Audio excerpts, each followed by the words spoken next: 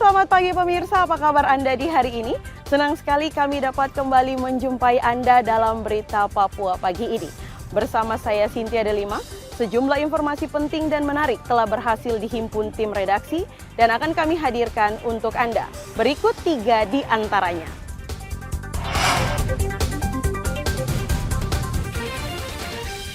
Penembakan 3 anggota organisasi Papua Merdeka di Puncak berujung kericuhan, mobil polisi dan tentara dibakar.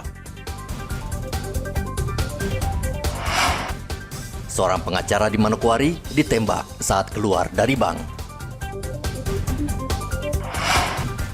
Perahu cepat di Asmat dihantam gelombang tinggi, 6 penumpang selamat.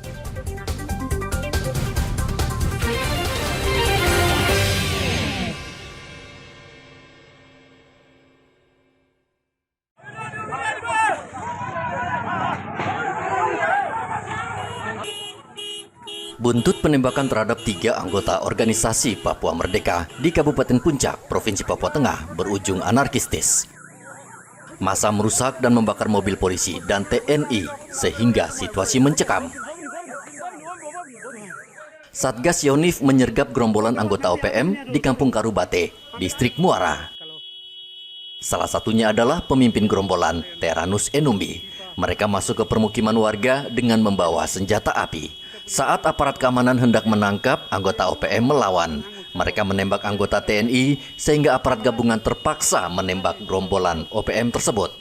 Dalam insiden tersebut, 3 anggota OPM tewas di lokasi. Namun Teranus berhasil melarikan diri.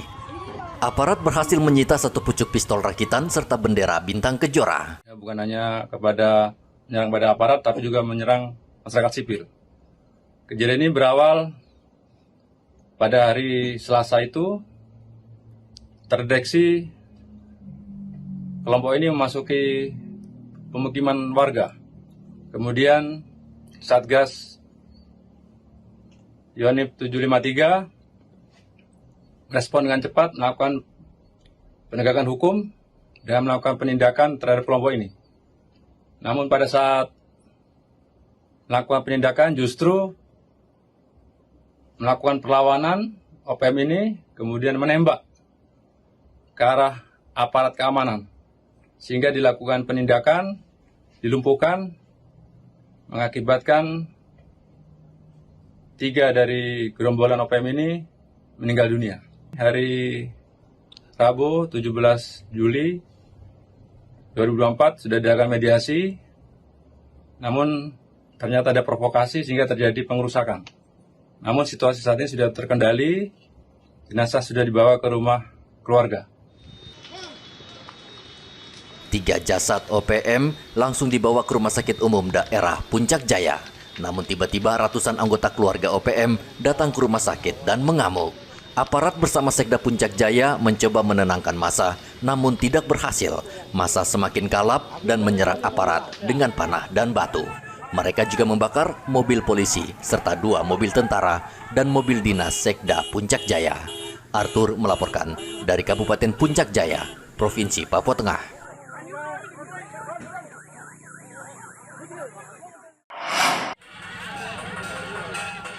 Seorang pengacara dan direktur Lembaga Penelitian, Pengkajian dan Pengembangan Bantuan Hukum Manokwari, Papua Barat, Yan Christian Warinusi, ditembak orang tak dikenal. Penembakan saat korban keluar dari bank kemudian menyeberang Jalan Sanggeng, Manokwari. Tiba-tiba seseorang dengan sebuah mobil melintas dan melepaskan tembakan dengan menggunakan senapan angin. Korban langsung dilarikan ke Rumah Sakit Umum Daerah Manokwari dan dokter berhasil mengeluarkan peluru yang bersarang di tubuh korban. Kondisi korban sudah membaik, namun masih menjalani perawatan di rumah sakit. Polresta Manokwari saat ini masih menyelidiki kasus ini dengan meminta keterangan saksi serta bukti rekaman CCTV di lokasi kejadian. Beliau sebelum menyeberang, kita sudah keluar bank, keluar dari pagar, sebelum menyeberang beliau sudah.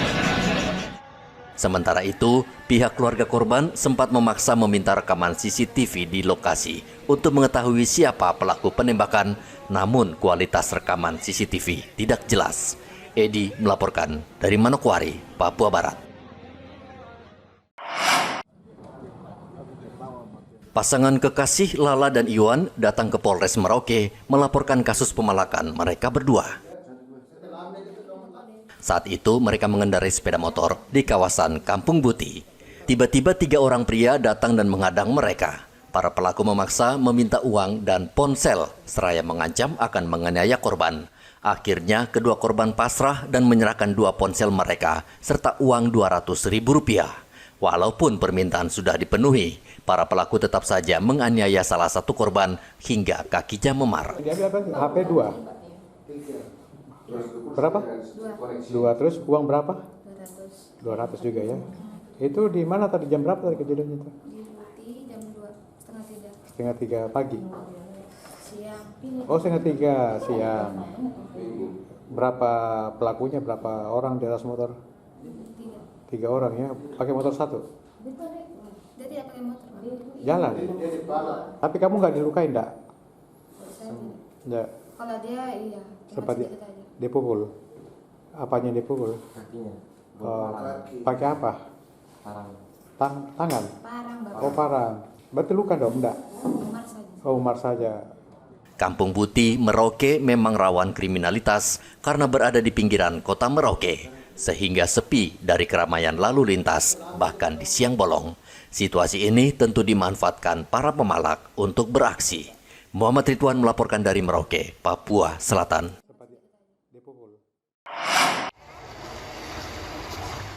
Perahu cepat dengan penumpang 6 orang terbalik di perairan Kampung Fayet, Kabupaten Asmat, Papua Selatan.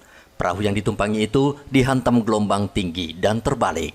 Beruntung 6 korban berhasil dievakuasi tim SAR. Ribuan terima kasih kami ucapkan kepada tim SAR Agats atas gerakan cepatnya menolong kami, membantu kami yang terkena musibah alam. Perahu kami terbalik dan alhamdulillah kami hubungi tim SAR Agats. Hanya selang beberapa menit mereka langsung meluncur untuk membantu kami.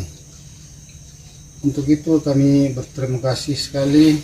Telah sampai di pangkalan pun kami dilayani seperti makanan, kopi, dan itu tak terhingga ucapan terima kasih kami. Tim SAR mengimbau warga waspada dengan gelombang tinggi dan menunda pelayaran sebelum mengecek informasi dari BMKG. Igobat Momolin melaporkan dari Asmat, Papua Selatan.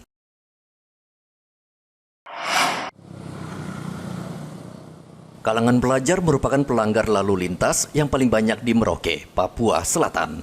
Menurut catatan kepolisian, umumnya para pelajar ini mengendarai sepeda motor tanpa SIM, helm, dan surat-surat kendaraan.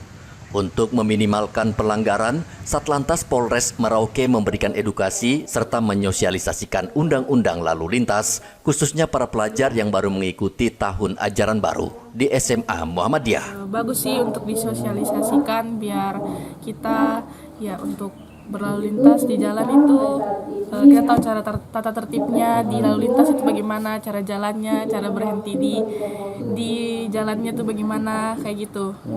Kamu udah berapa tahun? Masih 16 tahun. 16 tahun. Ya. Nah, orang kalau punya SIM itu minimal harus umur berapa tahun? 17 tahun. 17 tahun ya. Harapannya supaya keinginannya itu anak-anak bisa menerapkan dengan baik, bisa mendengarkan dengan baik, lalu menerapkannya dalam kehidupannya sehari-hari dalam berlalu lintas, mematuhi lalu lintas untuk mencegah mereka dari hal-hal yang tidak diinginkan. Oke. Sepeda motor merupakan kendaraan yang saat ini paling banyak digunakan pelajar. Namun tingkat kesadaran pengendara masih sangat rendah, sehingga kasus kecelakaan lalu lintas di Merauke termasuk tinggi. Pelanggaran lalu lintas ataupun pelajar yang tidak memiliki SIM di Merauke masih cukup banyak ya, Pak? Ya, masih banyak yang pengendara sepeda motor tidak memiliki SIM C.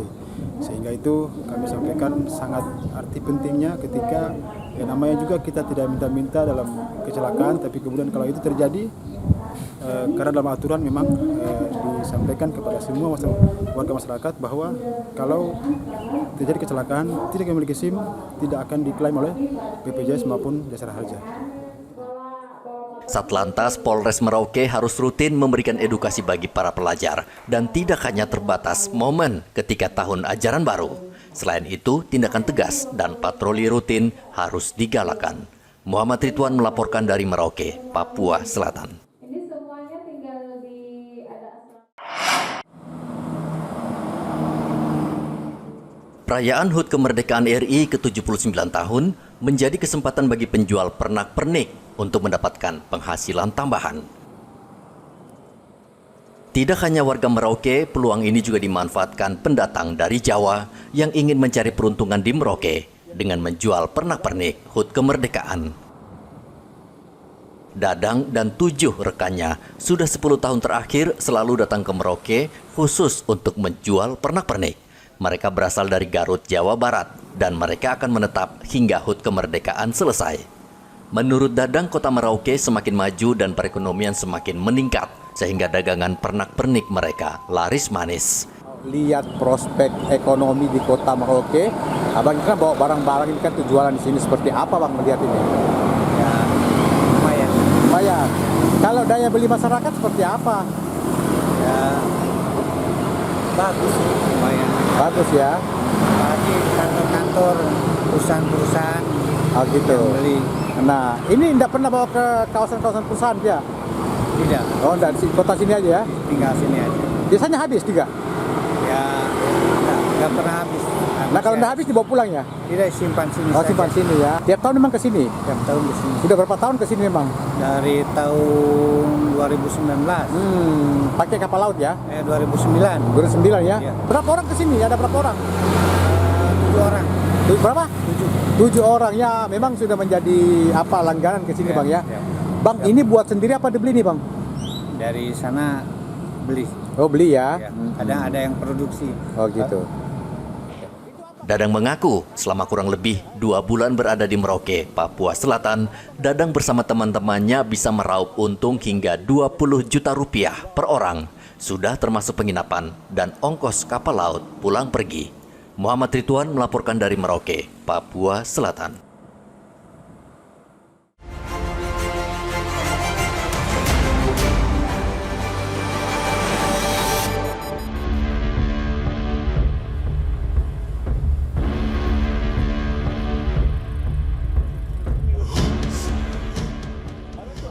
Maling berhasil membobol 2 ATM milik Bank BRI dan Mandiri di Komplek Niaga di Jalan Seringgu, Merauke, Papua Selatan. Pelaku berhasil membawa kabur uang yang tersimpan di ATM Bank BRI. Dari rekaman CCTV, pelaku hanya 1 orang. Ia masuk dan membongkar ATM dengan obeng. Pelaku awalnya coba mencongkel ATM milik Bank Mandiri, namun tidak berhasil. Lalu ia pindah ke ATM BRI dan berhasil menggasak uang dari dalam ATM.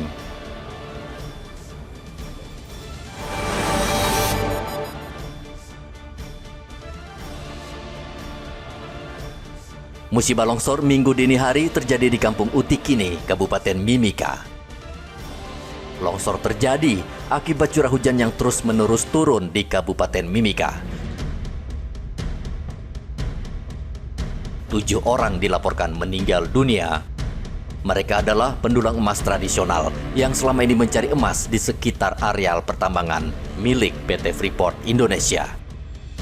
Ke-7 orang yang meninggal terdiri dari 2 anak-anak dan 5 orang dewasa. Mereka saat itu hendak menyeberang kali kabur.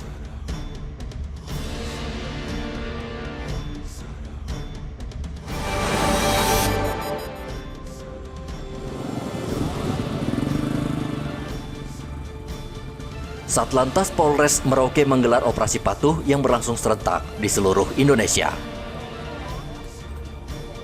Razia ini tentu mengejutkan banyak pengendara yang tidak siap melihat aparat memberhentikan kendaraan mereka di depan markas Polres Merauke. Razia ini berhasil menjaring pengendara sepeda motor yang tidak menggunakan helm, tidak memiliki SIM, dan sepeda motor tidak dilengkapi nomor polisi.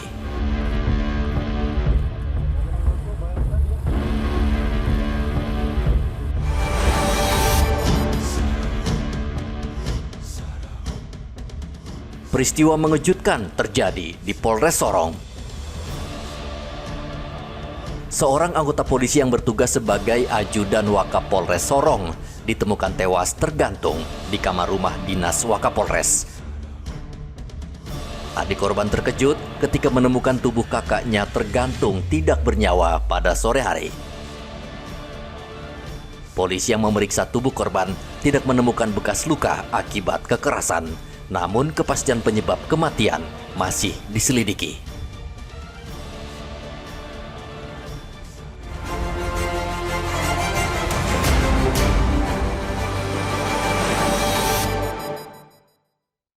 Pemirsa, berita yang baru saja Anda saksikan sekaligus menutup jumpa kita dalam Berita Papua pagi ini.